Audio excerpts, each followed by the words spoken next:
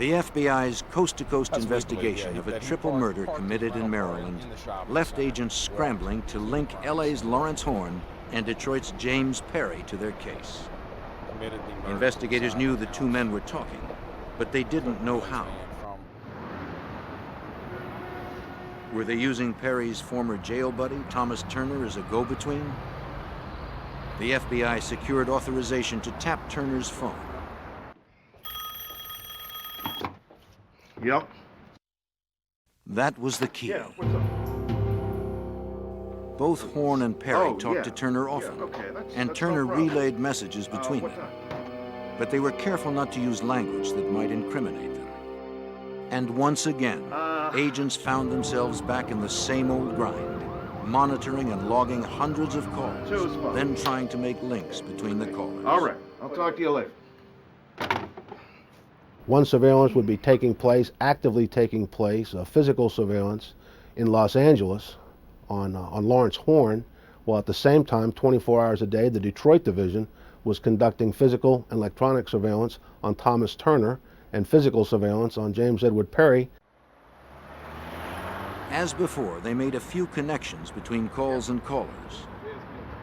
But mostly, the process seemed just a test of their endurance and dedication.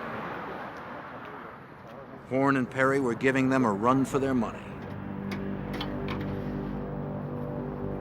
Then, around Thanksgiving, after 3 grueling months, investigators got a bite.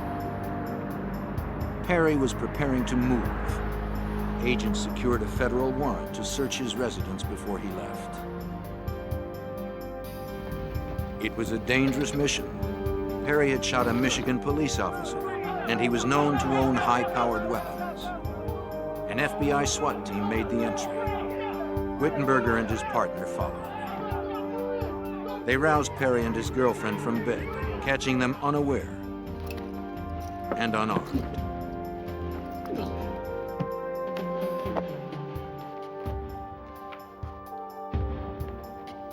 Then they began to search the house. Police collected videotapes, bank statements, and other documents.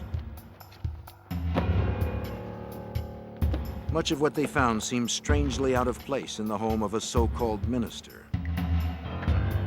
There were voodoo relics, Soldier of Fortune magazines, and books on topics like criminal investigations, managing gunshot wounds, and interpreting bloodstain evidence.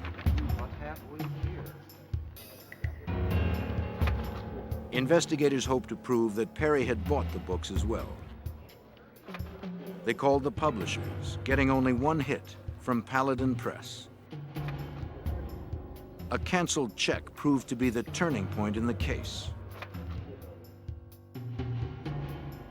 Perry had ordered 2 books from Paladin Press about a year before the murders.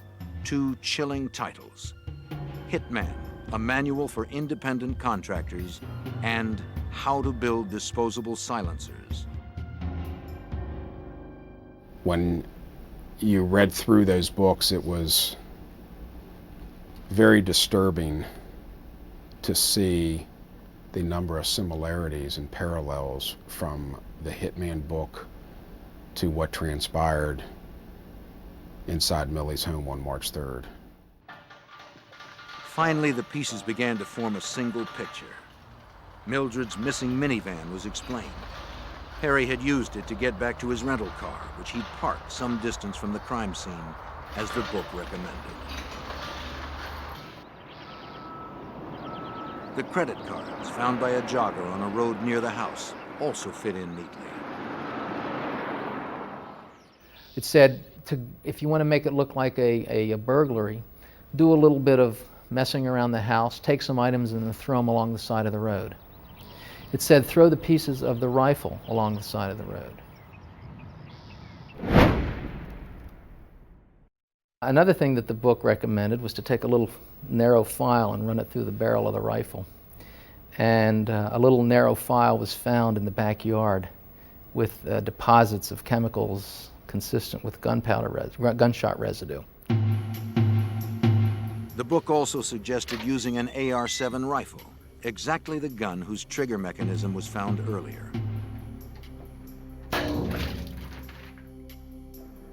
Likewise, examiners determined the single spent bullet found in Trevor's room was .22 caliber, popular with assassins. .22s distort when they enter a human body, so it's hard to match them to a gun. They're also small, quiet, and inexpensive.